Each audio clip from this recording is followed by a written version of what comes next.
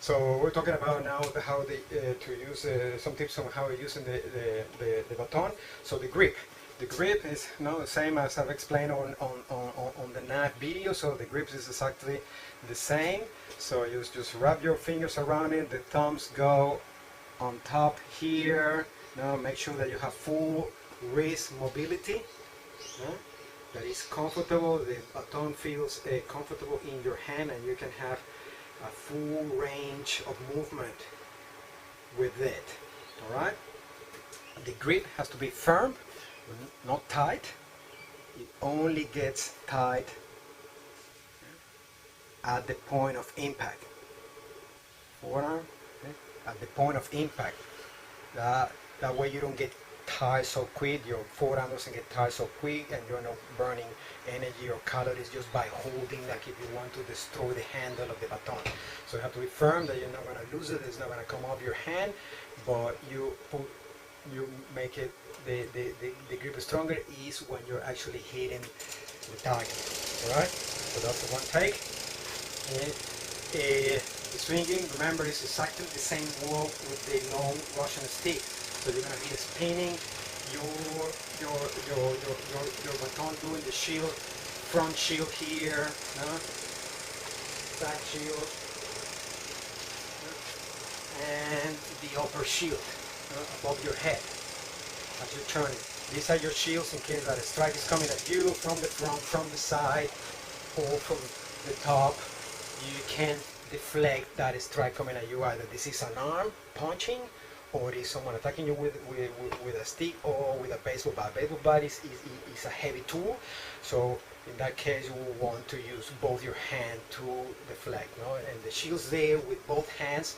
Your backup hand is here protecting your neck, which is the most vulnerable part of your upper body, right? Especially if you're dealing with someone that is armed with an edgy weapon, a knife or a pocket knife.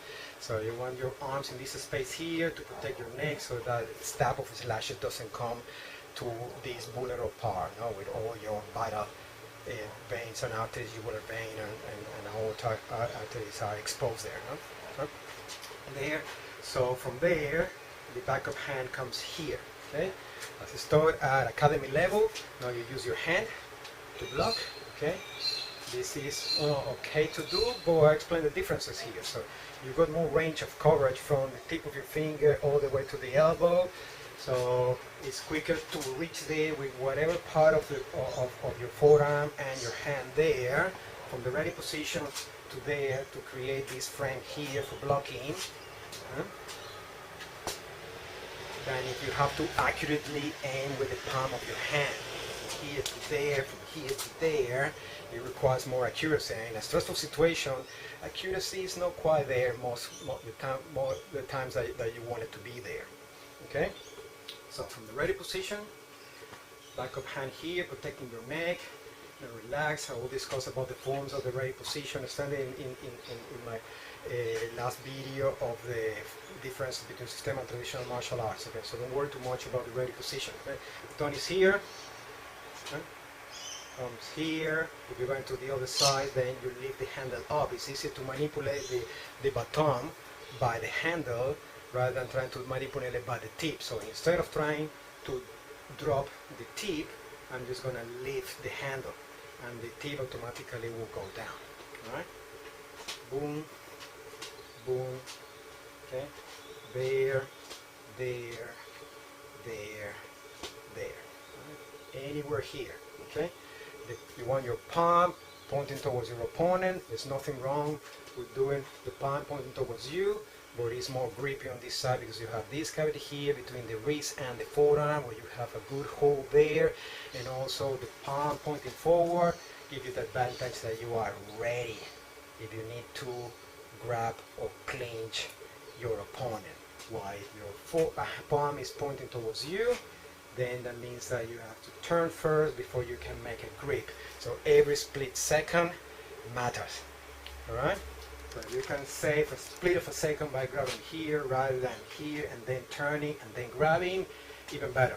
The other reason is that, say that you deploy your baton with your non-dominant hand, you're working with your non-dominant hand, boom, striking and the situation escalates and you have to use little force. So your hand, your backup hand is already there with the palm pointing there, so you can just drop it straight towards your holster to draw your firearm from there. But if your palm is here, pointing towards you, it means that you have to as well turn it first before you can make a secure grip of your forearm, defeat the safety mechanism of your holster, and then successfully draw your firearm. All right. So dominant hands. We're doing our shields here, lateral shields, back shields, front shield, upper shields, all right, and the strikes, okay? When you're striking, just as described in my other video about the Russian sticks, keep your wrist straight. Okay, quick stop to get some more training gear. So we're talking about then keeping a straight line from here all the way here, okay, and the configuration from here to the wrist doesn't change when you are striking. That means that I'm not going to be making any strange angles on my wrist. So you want to keep my wrist straight, just like you do with your fist. No? So from here to here doesn't change at the point of impact while you're striking. Either here, here. You want to maintain your wrist behind the baton, just like you do it with your Russian stick. Now when you're striking, you keep the wrist behind the staff. Okay. So coming from the upper shield, then strike here. So the elbow dabs in. And from the upper shield, strike here, up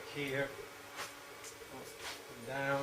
Okay, and those deflections as well is the moving part. Exactly the same thing when you deflect a strike with your hands, no baton.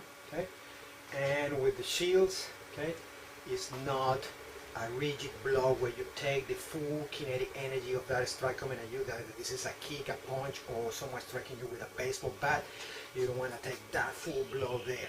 Okay, it's like a shock absorber on a vehicle. You got it, a shock absorber. Move, strike, hits here, and this part of your arms move, shoulder as well, and deflect away from your body. Right. So deflect away from your body that side, so you don't take that full kinetic energy onto your baton. Okay. Similar to what you do with your arms, when you move, rotation of the forearms, movement of the arm, movement of the shoulder, movement of the hip, boom, boom. So you make contact and deflect out of your body, like a chop absorption, right? And deflect it from your body. Same with the baton, right? Or above, boom. And then it's from there that you deliver the counter. Okay. Training tip: if you're a right-hand person, I would recommend you to train anything between 60 to 75% of the time that you invest training with your baton with your non-dominant hand, and then the difference, 30 to 40% with your dominant hand. Okay. I see this a lot at academy level. There are some places they teach this. You draw your baton with your dominant hand. The dominant hand should be reserved for your firearm. If the situation escalates, your hand is not busy holding something else. But I've seen this. Alright? So you don't want to drop your tools. So dropping the baton is not recommended because you don't know who's going to grab it. And then your own baton be used against yourself. So that is why it's so important to keep control of the baton with your non-dominant hand. Use it initially as a non-lethal weapon to control the situation, and then if it does escalate, your dominant hand is free to draw your firearm. Alright? Without you having to waste your baton. Alright? So we're gonna practice now on those strikes on the punching bag, but we'll do it more interesting. We're gonna use it with two batons. Right? So We train the non-dominant hand, we train the dominant hand, so how does that look, you know, with two, right?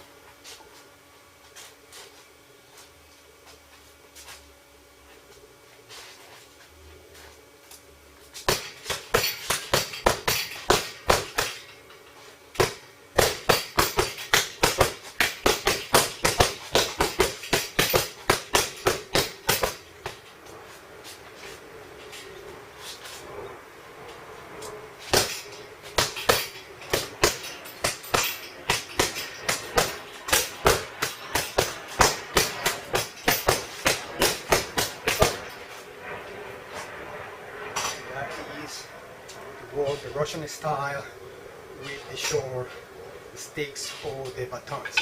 How does that look with the actual batons? We got our training baton and we got our real baton. This thing is an ASP baton.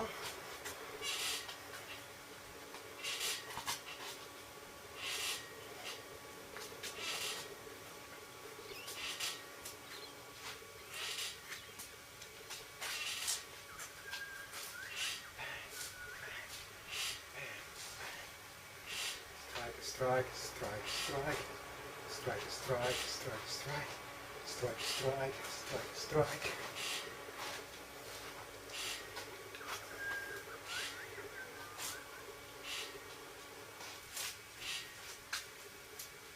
Deflect, strike, deflect, strike, deflect, strike. Right? So I hope you enjoyed. I hope you learned something today about the use of the Russian style of the short sticks into your baton. And if you have any questions, just you can send me an email, right? Send a message, put a message, and then I'll reply. Okay? Thank you guys. See you next time.